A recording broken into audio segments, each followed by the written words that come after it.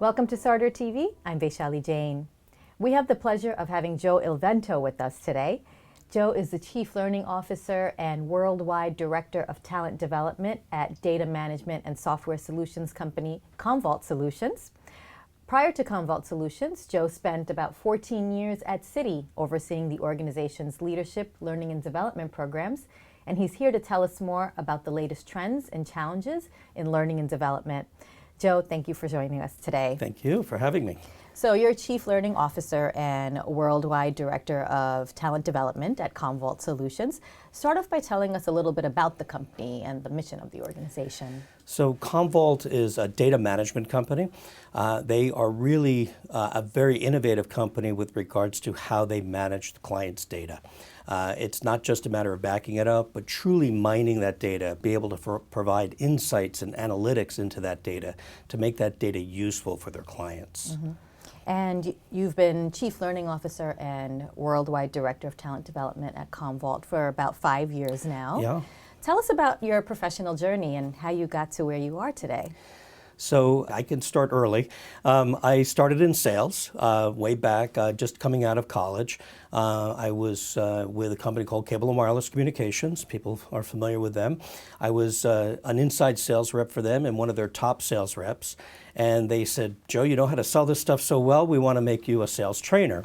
And so from that perspective, they brought me in-house to actually train the sales team, the field sales team, on how to sell the product.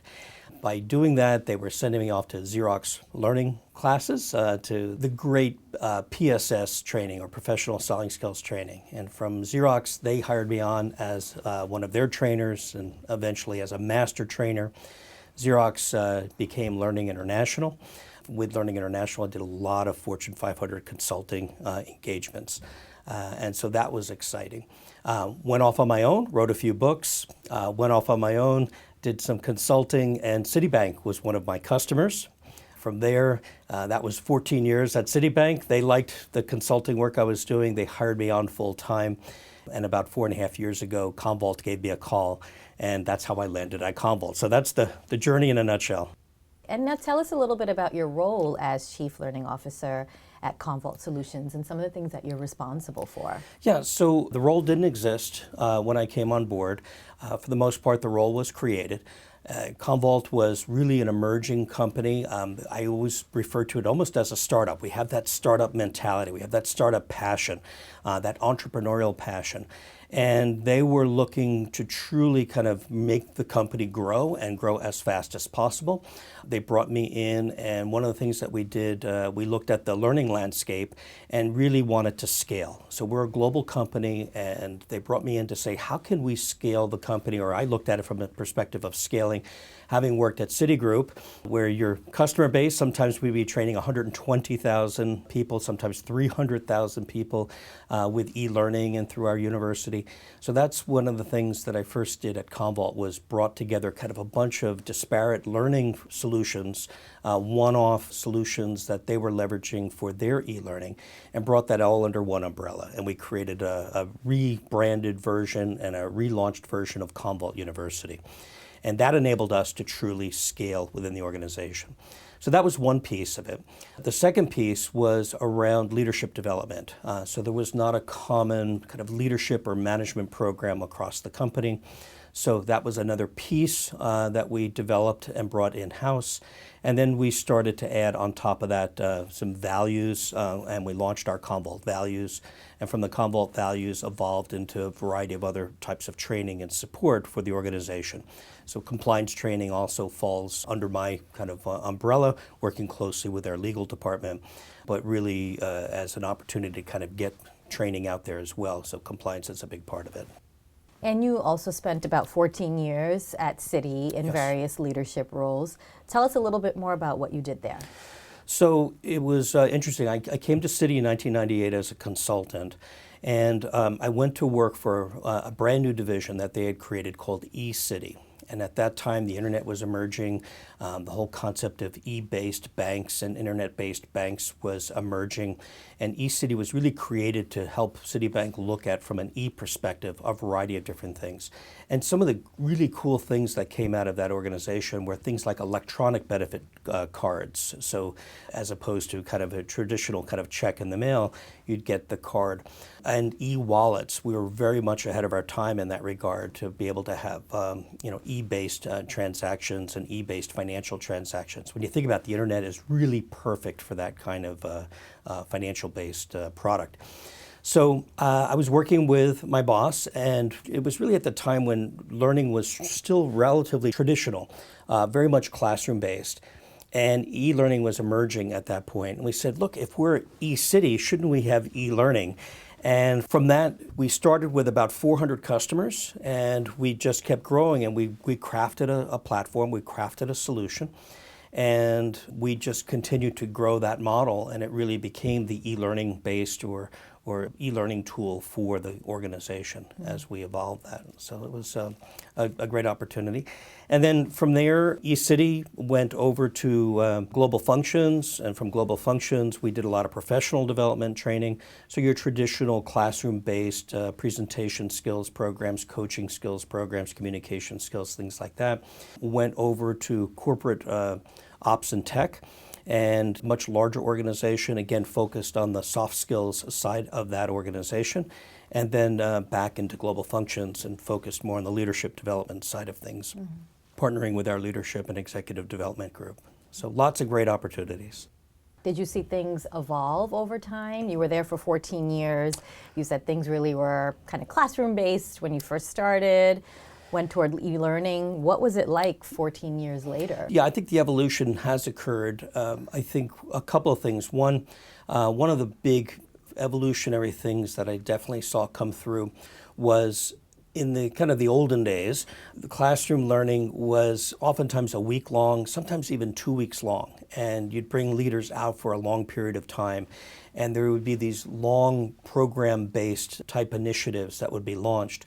So one of the things I saw over that period of time, and even to today, is that compression of time in the classroom. So that hybrid model truly started to evolve, where you had pre-work, and then you actually did your classroom learning, and then you had post-work. So the classroom learning really was focused on a time for practice and engaging your teams and your peers, and practicing and role plays and feedback loops and things like that, rather than the actual kind of heads down learning that would occur. We would try to do that prior to, or do it in a very much an experiential way. That was different than what was evolved before. So e-learning definitely evolved, and virtual learning was a big thing that we launched and really developed during that time as well. So that WebEx-based training. So whereas people had their budgets cut due to travel in that time frame, our department continued to expand and was in great demand because our focus was heavy on e-learning and virtual classroom. And the first year that we launched our virtual classroom initiative at Citigroup, we had close to 16,000 participants with barely any advertising. So just the fact that we were able to deliver on a global scale really helped. CommVault is a global organization, around 2,400 employees. What parts of the organization are you responsible for developing leadership and talent development programs Yeah, for? so when we came in, there was not a formal management training for the company. So we do have a CommVault Manager program that covers all of the departments. So we're having all folks become part of that program. It first started with sales, and the sales folks, we invited them, and then the system engineers who work with the field sales teams very closely kind of said, well, wait, we want to be part of that program. So they were included, and then the post-sales folks wanted to get included, and then it went on to customer support, and then it went on to finance and a variety of the corporate functions. So pretty much now we're incorporating anyone's invited, and we're rolling it out globally. We're also expanding that. So we originally had kind of a single CommVault manager training, but that was kind of a one-size-fits-all model. So now we're trying to evolve more junior class for those who are team leaders, those who have never had any management experience, and we're now looking at an advanced class for those who have had many years of experience and are looking for something a little bit advanced or more advanced in terms of their management skills and experiences. Tell us a little bit about what your learning goals are for various parts of the organization. So the learning goals, so one of the things that we're really evolving at CommVault is we're trying to make learning as practical and as applied as possible. And the way to do that is to bring it as close to the job as possible.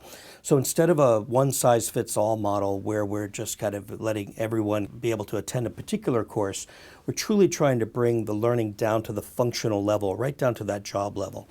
So we're doing that by crafting job profiles, what we call success profiles. So we look at who are the folks that are successful in the role, and not only looking at today's skills, but trying to anticipate what those skills might look like 2 years down the road. You can't do a 5-year plan, it's too far out. So 18 months, 24 months is really what we focus on. And with that, we craft that success profile. We break that success profile down into some workable competencies, again, very applied, actionable, kind of pull-through behaviors that we want to see on the job. And then from that, we try to touch or wrap learning around that. So for example, it might be coaching, it might be presentation skills, it might be whiteboarding skills, obviously selling skills, things like that. So that's the model that we're using now, and try to do more of that to kind of bring that learning right down to that individual. So that's pretty unique. Any other unique aspects of some of your training programs? So one thing that we're really excited about is what we call unlocking potential. And our unlocking potential model, what others might call it as their performance management model. So as you've seen in some of the white papers and the thought leadership these days, that whole idea of a performance review and the tired and kind of age-old performance review that takes hours and hours is really kind of going by the wayside. And we too are kind of take that approach. At CommVault, when I came to CommVault 4.5 years ago, we never had a performance management process. There was no such thing as a performance review. It was always about the conversation, a manager and employee sitting down to talk to one another about their kind of what they did over the course of the year, what they're going to do next year.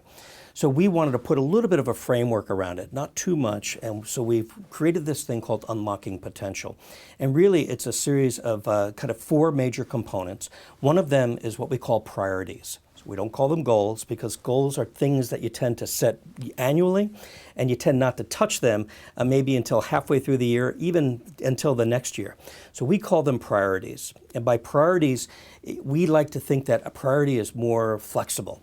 So from a flexibility perspective, priorities change every day, right? Your priorities change today, my priorities change today, and as a result, we call them priorities because you have to constantly reprioritize based on outside information, based on the market directions that we may be moving in, based on economic issues, whatever the case might be. So that's our first kind of cornerstone of unlocking potential, setting and revisiting and reprioritizing along the way. The second piece has to do with what we call a talent snapshot. So again, we're getting rid of that whole concept of a performance review, and we're doing a talent snapshot. We ask 6 questions. The 6 questions have to do with where people are at that point in time in their ability to deliver against their priorities. First thing we ask out of the box is values. How are they exhibiting the CommVault values? Are they exhibiting passion? Are they exhibiting innovation? Are they exhibiting respect, collaboration, and so on? We ask about performance and impact. So are they truly impacting the bottom line? Are they moving the needle, we oftentimes will say at CommVault, based on the objectives and the strategic objectives for the company. We ask about their potential and what that potential looks like, not to expand, because we're big believers in the career lattice, not so much the career ladder.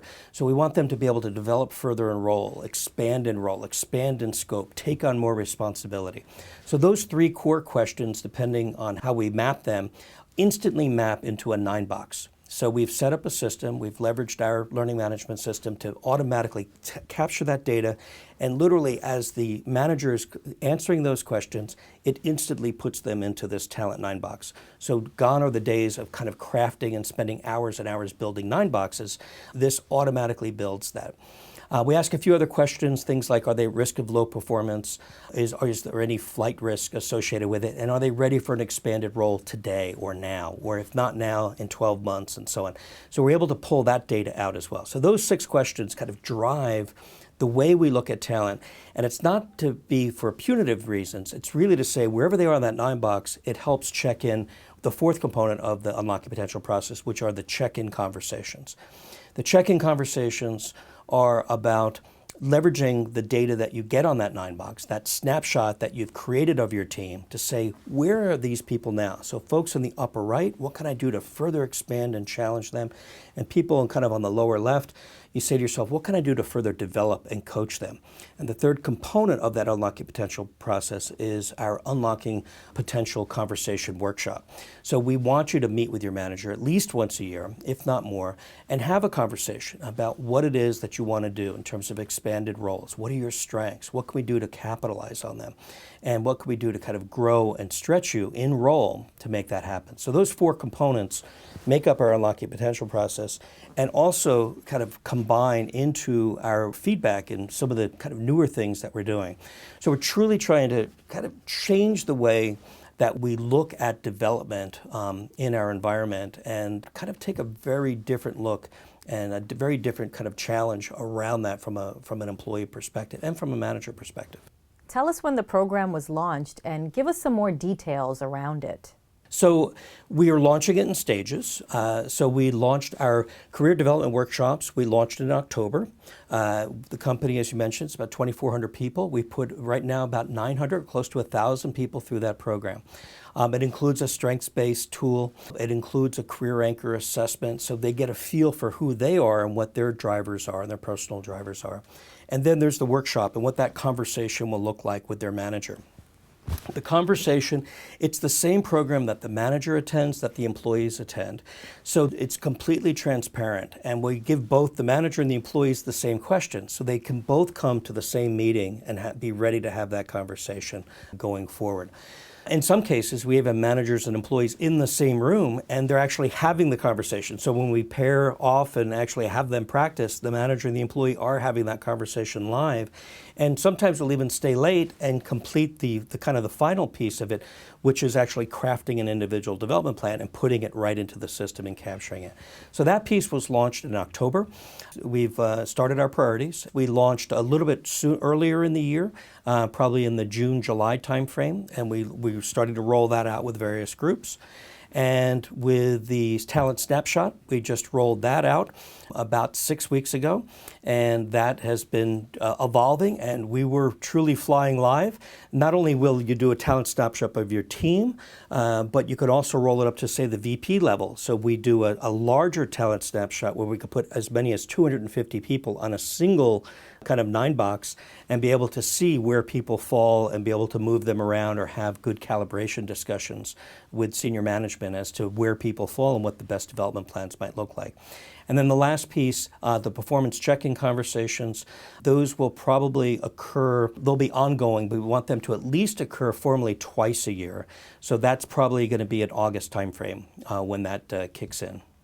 How are you planning on measuring success of this program and whether learning outcome has been met? So the measurement of success is key, and that to me is one of the things that's changing in the learning space, going back to your earlier question, is you really want to have performance pull-through. So you want to look at actions. You don't want to just look at numbers. So I mentioned before we had 900 plus people attend the Career Conversations workshop. We know that from that Career Conversations workshop, that gets them exposed to the concept of career lattice, gets them familiar with what their strengths are, what their career anchors are. From that, we know we have currently about 260, 270 or so individual development plans in the system. And from that, we know that there's then employee-manager conversations occurring. So baked into our Vaulters Voice survey, which is our employee engagement survey that we manage annually, we have a question. Did you have a career conversation with your manager? And so we don't ask the manager, we ask the employees. And so we're looking at that. And we're actually looking at our own data analytics, kind of what CommVault does, taking a look at the people that attended versus the people who have individual development plans in the system versus the people that said, yes, I had a career conversation with my manager. And then we could take a look at, say, the engagement index and see if that increases. We could take a look at performance and see if there's a correlation there and so on. So we could start to tie those together. That's the pull through on the career conversations. Talent snapshots, again, we'll be able to have that conversation to see, are there check-in conversations? Have you had a coaching conversation with your manager? And in addition to asking that talent snapshot questions of the manager, we can always go direct to the employee and ask that question. Have you had a check-in conversation with your manager? Or what's the frequency of those check-in conversations? So we can have some checks and balances. Again, it's not meant to be big brother-ish. It's really just meant to be able to look for correlations and kind of illustrate to the manager to say, look, it's in your best interest. People that have career conversations have this much increase in their engagement scores with their team. And as a result, here's the retention is up, their performance is up. So it's really in your best interest if you can tie this or pull this through. And we try to give them the tools, bring it right down to the level. Here are the 6 questions to ask, or here's a variety of different conversations you could lead with each time you have one of those conversations. And you also mentioned part of the talent development is around career lattice rather than career ladder, which seems like it would really set employees up for more success in the organization. Can you talk a little bit more about that? So when you think about it, organizations today are flatter than ever. And one of the things that certainly is of demand is career development. And people want career. And our Vulture's Voice survey talks about people wanting more career opportunities. So one of the things that we want to do is make sure that they're aware of what those career opportunities look like and how we can shape those career opportunities. So it's not just career development, and by that I mean take a class or take an e-learning class or attend a program, but one of the things that we're truly trying to do is look at on-the-job assignments. So the work actually helps them expand their skill set. In the software business, obviously lots of technical folks. The cloud and the definition of cloud didn't exist 10 years ago, where you were just hearing about it. So now, as a person in this space, you really have to stay on top of your game. You really have to stay on top of what the latest is in terms of that industry. So the only way to do that is to stay fresh. And so you want to be working on different projects. You want to look at cross-functional projects. So to go beyond that, there's a cloud services group, so maybe working on a project with them. We have folks trying to move folks from a geo perspective, so folks in the US going over to the UK, or folks from Australia coming over to the US, or whatever the case might be. So there's that geo meld, and then also cross-functional. So trying to move functions around, and whenever possible, trying to look at opportunities where we can create a project team made up of cross-functional folks. We started a high potential program. We're calling it our Springboard program in the UK. We're looking to leverage that here in the States. We're going to, again, pilot it and see how it works, but a lot of it is around that cross-functional development and that kind of career lattice concept, trying to get people to truly expand and roll, take on new projects, be flexible, be resilient. And so to us, that's the ideal employee. That's the ideal team member that we're looking for. Someone who is in role, but role expands, role contracts, role kind of moves depending on the project or the priorities that they've set for themselves or based on where the strategy and the objectives of the business are going. You mentioned a few of the programs that have been implemented. Any other programs that you could talk about that you've implemented since you've been there? One of the things, and it's kind of funny, people talk about it, I guess maybe it's from my Citigroup perspective, is compliance training. So one thing that we really have evolved in the compliance side of things, because every company has to have compliance training. And I'm fortunate to work with a legal team at CommVault that has a great sense of humor. And as a result of that, I could show you our compliance metrics. And what we've done is we've set up a dashboard so we can literally, anyone in the legal functions or any manager can pull up their team and see what we call a compliance dashboard. And they'll see all of the training that's out there. So our typical code of conduct, or you might have your typical anti-harassment programs. But being an international company, you have compliance anti-harassment, say, for the U.S. You have anti-harassment for U.S. managers. You have anti-harassment for people who sit in California and Connecticut. You have different laws that are international. And so there's a variety of flavors that go on there. And so having to manage all that and make sure people go through the programs is important, because that's part of my role, or the bigger role of that I play. But coming from Citi, that was certainly something that I owned at the time at Citigroup, and managed that training for global functions and the audit groups and the compliance groups. So carrying it through to CommVault has been kind of exciting to do, in part, as I mentioned, because of the humor. So we couple our compliance training, which can tend to be a little dry, with some funny video. And so by kind of marrying the two together, you're able to introduce a topic that people aren't necessarily too interested in, add a little humor to it, see the humor in it, and then follow with the kind of what would you do scenarios, and then the pull through of our policies. And as a result, we have compliance completion rates that are off the roof. I know it's not an exciting one, but we're at like 99.9% at any given time, and we have a good follow-up process to go through as well. So we're getting ready to kind of relaunch our compliance initiative. So every couple of years, we want to refresh our look and feel, because people tend to get tired of it, or they feel that they've been through it before. So we're getting ready to kind of go through that again as well. So that's something, it's a little different. It's not typically the stuff that you hear, but it's certainly something that I'm proud of, and that I've been able to share with others in that space, and they can truly appreciate. So how can organizations make sure that the training that they're providing is working? What are some of the things that organizations should be looking at? Just the way you're saying some of these have been very successful for you. We're truly trying to kind of skinny things down. We're trying to focus things on the job and around a profile, and look for common themes that exist around those functions, whatever that function might be.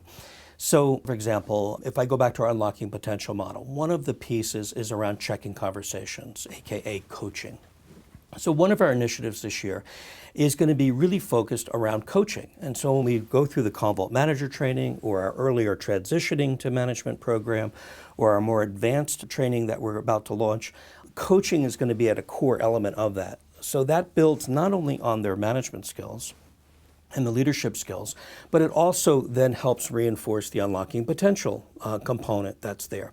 Same with career conversations. With career conversations, you have a career conversation that's tied to an individual development plan, that's tied to on-the-job assignments, and again, that feeds into our unlocking potential model, but it also feeds into the engagement and the development of employees.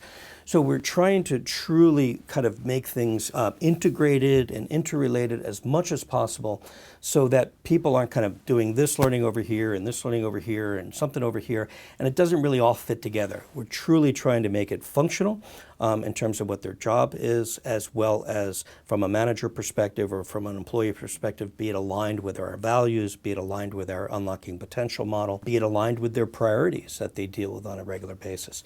So that pull through is critical. I would just say one piece is trying to identify what those behaviors look like. What does that pull through look like? So if it's career conversations or employee manager conversations, yes, we want to look at attendance. Yes, we want to look at individual development plans. Yes, we want to look at completion or success rates of those individual development plans. But ultimately, what we want to look through is the pull-through of the employee manager conversation, and then ultimately retention rates or engagement rates that then pull from that. So there's kind of a life cycle, or kind of a continuum that you can pull through in terms of what you want to measure. So I think there's one area of success is to look at learning in that perspective, try to kind of go to the macro down to the micro, and try to operationalize or identify from a performance pull-through perspective what that might look like in terms of metrics. What learning technologies do you think are going to be disruptors in the way things are done in the industry today? Yeah, late 90s, mid 90s, e-learning kind of evolved and came into the space. And back then, the model was, let's take this 8-hour classroom program and let's make it into an e-learning course. And so you ended up with these 8-hour e-learning courses that lasted forever. So just as that evolution has occurred, and then they said, okay, there's some logic in chunking this data into smaller, manageable bites, I think the same holds true and continues to kind of pull through in the learning models today. So I think what's changing is that learning is becoming shorter, more concise, more focused. So it may not necessarily be on the entire competency, it might be focused on a behavior within the competency. And that's all we're going to measure. That's all we're going to focus on. And until you kind of master that one or demonstrate proficiency in that one, and not because you passed the test or you took the course, but possibly maybe your peers say you're proficient in that manner, or your employees say you're proficient in that manner, or your boss says you're proficient in that particular behavior. That's the pass that can go through. So I think some of the evolution and what's changing today is that ability to easily track it, not to make it so onerous and so heavy that it feels like it's just clunky, but to just say, do you see this? So, ask the question and just make it a yes/no answer or a scale type answer, and then give that feedback live to the individual to say, here's where you are, and here's some things to get better.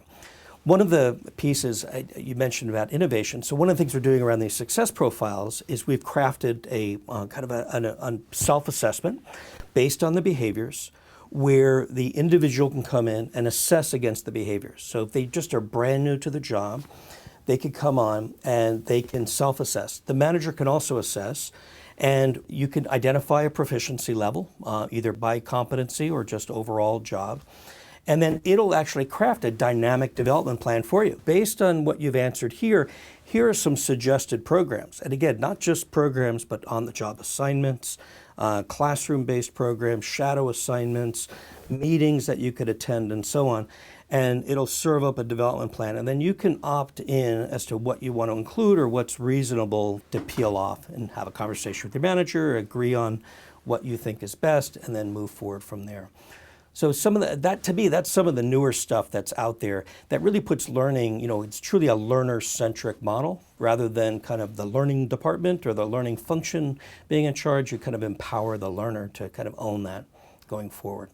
What are your thoughts on some of the technologies that are being used in learning these days, like gamification and virtual reality, video? What are your thoughts on them?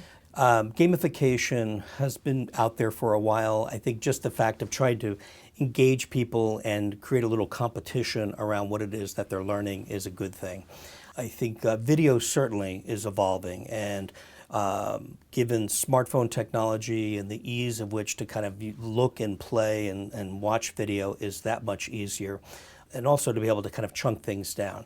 So if you think about it, different people learn different ways. So the fact is, if you can do a little bit of reading, or sometimes people just see it in action. So I can talk all day long about how to effectively coach or offer insight or provide feedback to someone. But if you actually see a good example and you haven't really done it before, especially if it's your first time kind of around a particular skill, why not imprint the best model possible? Or why not have 5 or 6 different people model that skill? And then you can kind of say, well, my style's more like this person, and kind of see how they do it. Because it's not necessarily just a one-size-fits-all. And then that way, that video really helps with that approach. So video for sure. These short snippets, almost on demand, or the ability to call it up is always a value add.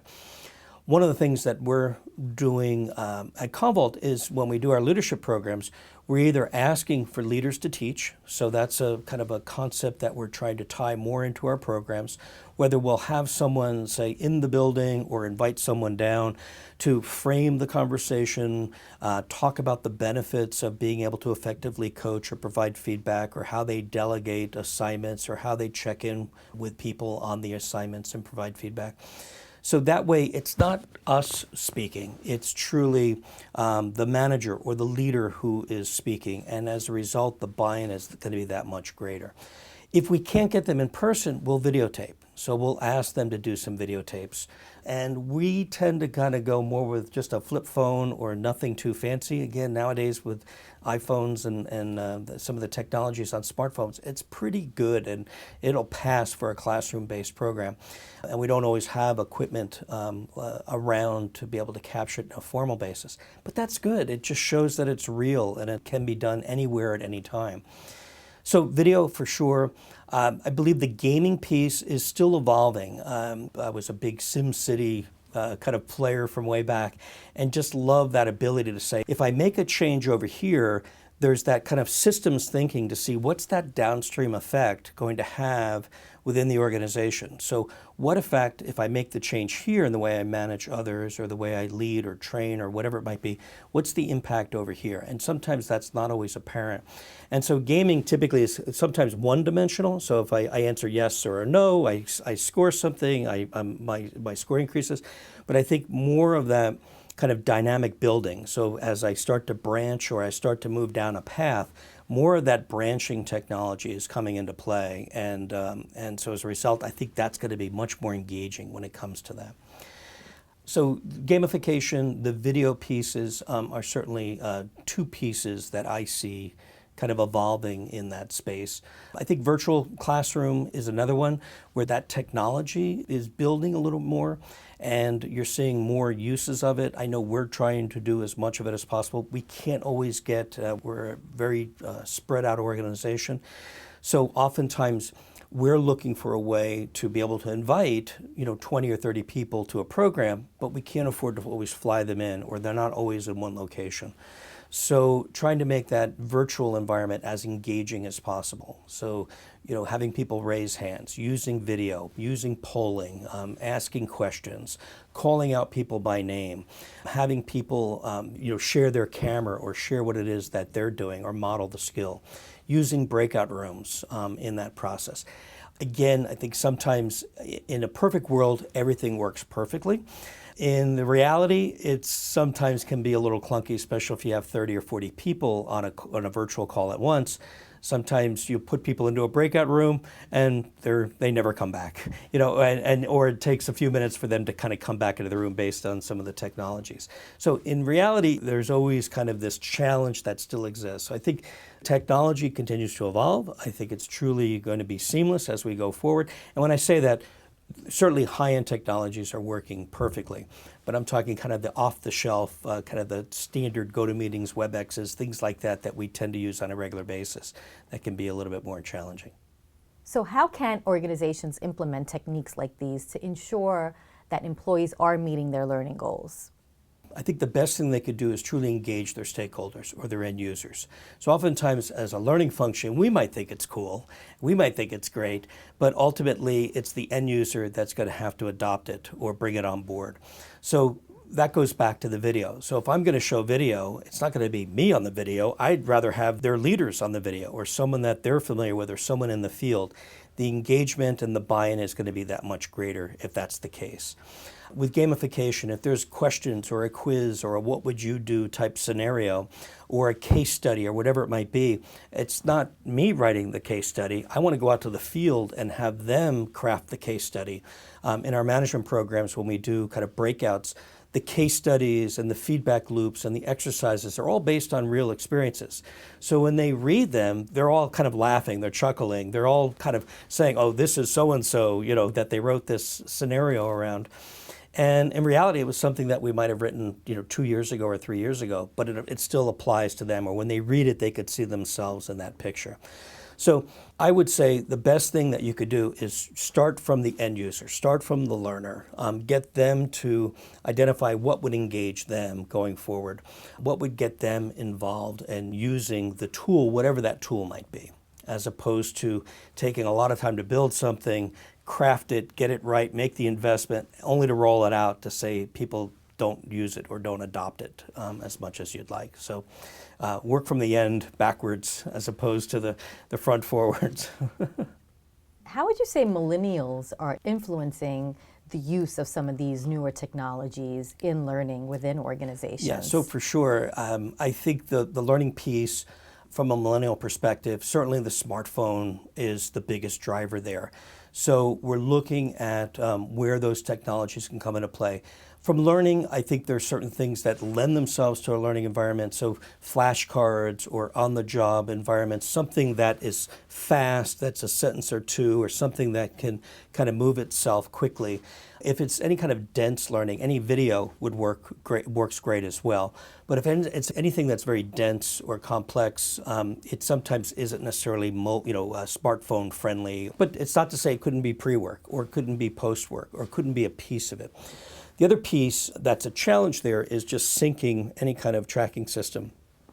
So syncing your learning management system with the smartphone technology. So if it's part of a curriculum, if that millennial is touching it on the phone on the way into work, then gets to work and then continues with their laptop, only to then pick up again with their cell phone on the way home again, they don't want to have to start over. They want everything to kind of sync nicely. So that's something to consider. The other piece is around follow-up. So tweets or any kind of follow-ups that you could leverage, as a small piece of learning. We're about to launch a new intranet system, which has threaded discussions and work groups and lots of sharing components associated with it. So again, it goes back to our Lattice piece, where we can get cross-functional development. We can create kind of groups of people with like interests. If we could have alumni of, say, the CommVault Manager program get together and share ideas. So that, too, I think, is a millennial-driven or a millennial-friendly type of tool or environment where they're used to that online environment of sharing ideas, leveraging smartphones or kind of Facebook-type chat rooms or kind of posts where they can gather and get information as needed or on demand. In a world where things are changing so rapidly between globalization and technology, what are some of the things that leaders can do to drive change and make sure things are moving forward? In my experience, any leader that champions the change, any leader that is a big proponent of the change, has an organization that follows. So it's that much more engaged. It's a much faster adoption rate. The success of the initiative is that much more successful. So I'll give you an example. In our career conversations initiatives, we had some folks that it was kind of a bottoms-up initiative. So the employees were interested in and the managers were interested. And there was kind of this mix of participation. There's others where the leader of that function was right in the room, and we did it almost as an intact team with that particular group. Leader was in the room, their managers were in the room, as were some of their employees in the room. That was your ideal environment because the leader then took it on and saw firsthand what that goal was, what the objectives were. The leader then would kind of support the initiative and ask people by a date certain to have a development plan crafted, to have a career conversation with their managers. And we see the adoption rates in those functions much higher than those that just kind of attended the programs or are now still kind of pushing to kind of make that happen. It'll happen over here as well, but it'll happen with those engaged leaders that much faster, and it'll be that much more effective. Talk a little bit more about how you're developing leaders in the organizations and some of the things that you're focusing on and what organizations should be focusing on today when it comes to leadership development. Leadership development, it's of course an interesting paradigm, and it's always changing. So for us, we're about moving the needle. We don't want frills. We want to be able to look at a business objective, understand what the components and what makes that role successful, and then truly train against that to truly enhance the skill set of the people that are in those roles to kind of execute against that particular objective or strategy or priority, whatever it might be at that time. So for us, we want to make sure it goes back to values and our core values within the company. So the respect, the collaboration, the innovation, the execution of kind of getting things done. That's certainly part of it that we want to pull through. We want to pull through the skills. So just kind of core management skills. What are the objectives? Are they clear? Do people have role clarity? That goes back to our job profiles and our success profiles that we've built for the organization. Do you understand what your role is, what it looks like? Where does this role end and another role that you're working with begin? What does that handoff look like? We even have a component of our job profiles about kind of critical interdependencies. So who are the people that are critical to your success in that role? So it's not just here's your role and here's somebody else's role, but a piece of this role is a section called critical interdependencies, and it identifies the people that you have to, that are critical to your success. And you need to know how you integrate with these other roles going forward. So that's a piece of kind of critical leadership there.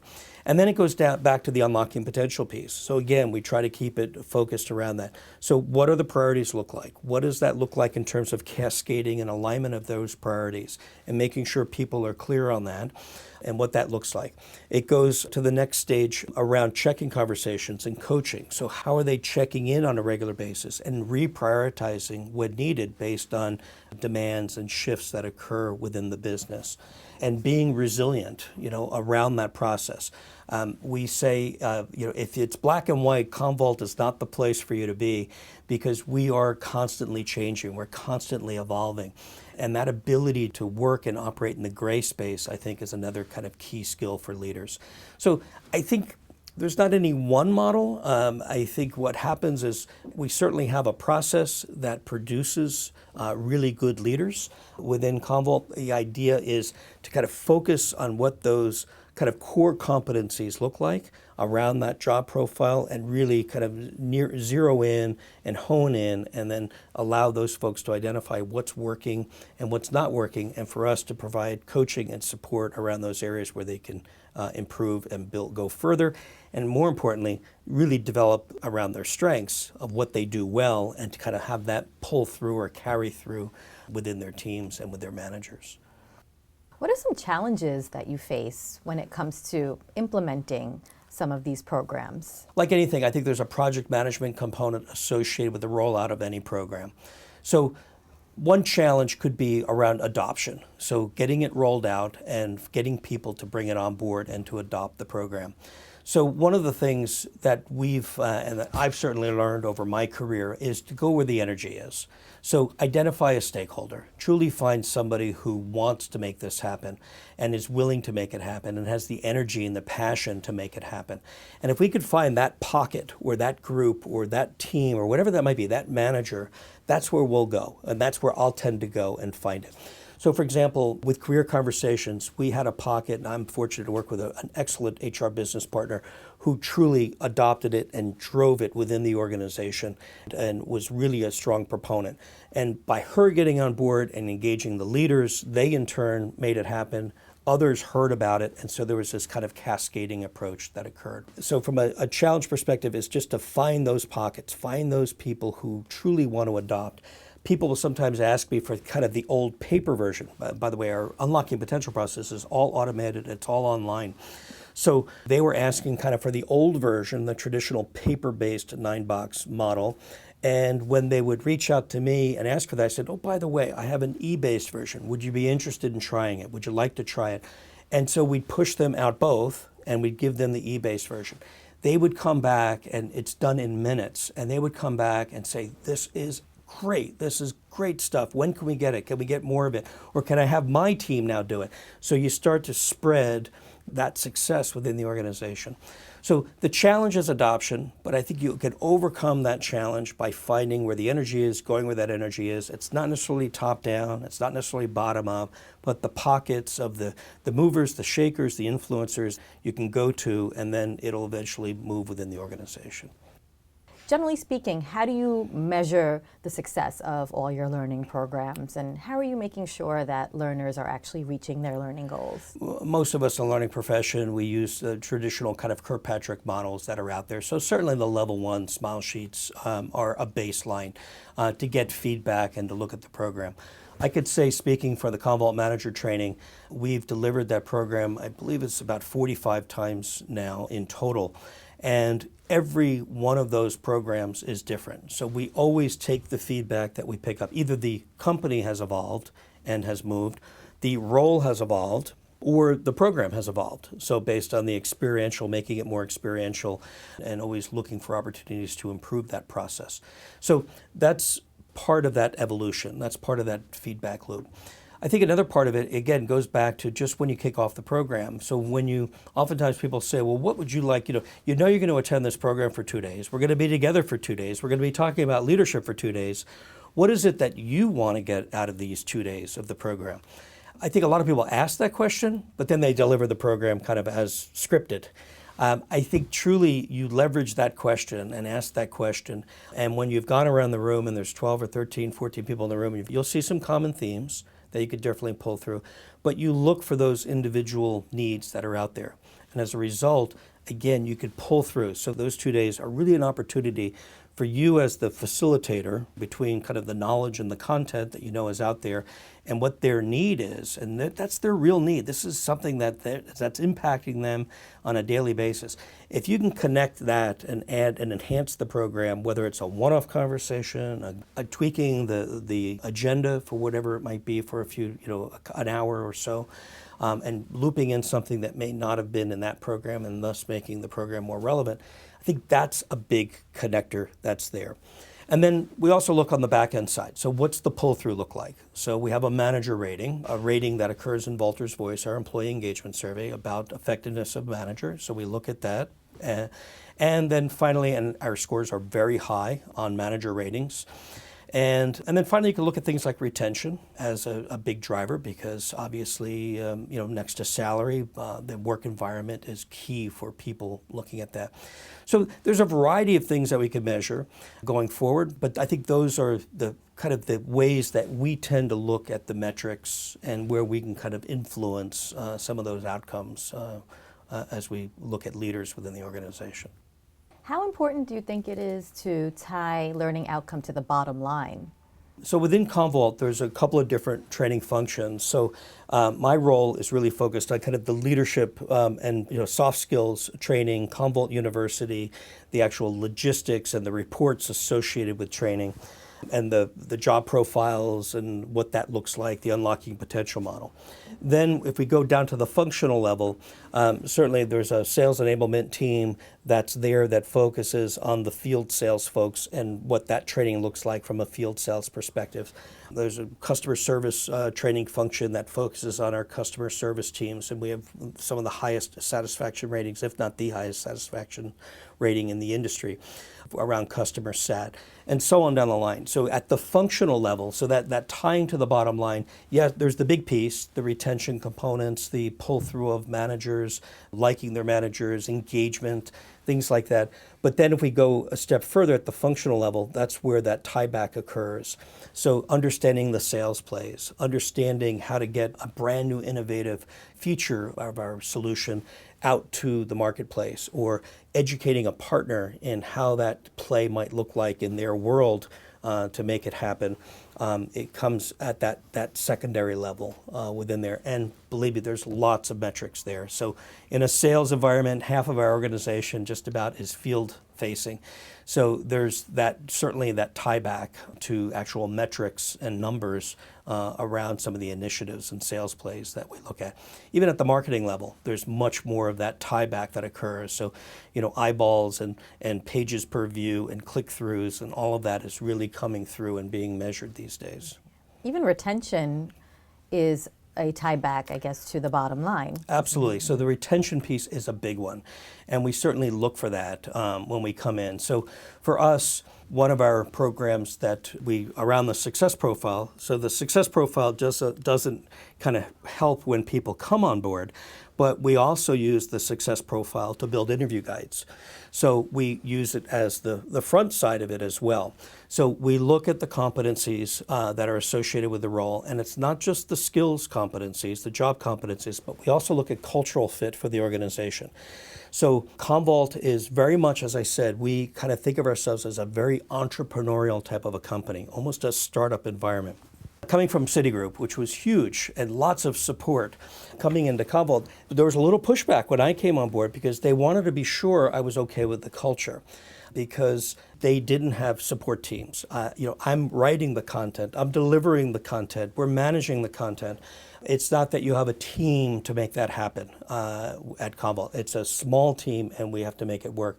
So in that profile, we look at cultural fit, we look at competency fit, and then we also created these interview guides that will help people identify or zero in on the particular competence that they want to go after, pre-built behavioral-based interview questions, a way to score it, and so on. And even from an innovation from that perspective, moving from a kind of a traditional interview guide to more of an Excel-based interview guide, where the manager can then select the competencies of interest, further select the questions of interest, and then be able to kind of open that, score it, and then email it back very quickly back to the recruiter and the hiring managers to make kind of better decisions going forward. We want to get your thoughts on how to build a learning organization. So first, start off by defining what a learning organization is to you. It's interesting how you've seen different models of learning organizations, and people say, is such and such a company a learning organization? I think for sure a learning organization is one where I think the learner takes ownership for learning. And if you can bring the learning and the desire to learn and the passion to learn and the energy to learn down to that learner, and it's truly coming from the learner, to me, that defines a learning organization. As opposed to saying, okay, because we have all these great programs and we have a solution and we have a system and we lay it on top of the organization, it's now a learning organization. So to me, that passion and that excitement and that energy has to come from the learner. So it's important to create a learning organization that the learning that you put out there is engaging, that it leaves people wanting more.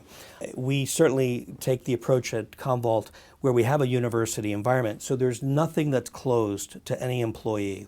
So we have kind of an open market. You can keyword search any program and look at that program and launch that program and take that program. There's no approvals or pre-approvals unless there's prerequisites to kind of get to that course or that particular course from an understanding perspective. But for the most part, it's very much an open learning environment. So there are things that the organization can do to make it kind of learner friendly. But I think ultimately it has to come from that learner, that person who's passionate about learning. And to me, that goes back to the content. So if we could start right out of the box with something that's fun and it's exciting, it gets people engaged, and it moves them on, they're like, okay, this is pretty good, this is different. And we get a lot of that feedback. We've received a lot of that feedback. People coming from much larger organizations saying, this is the best place that I've come to from a learning perspective. You guys just offer so much, and it's different. And that's the thing that we're trying to get and get people engaged and excited about. So if you could build it from a learner perspective, that's the key to a learning organization. Well, this was great, Joe. Thank you so much for joining us today. Thank you. It's been a pleasure. Thank you. And we'll see you next time on Sarter TV.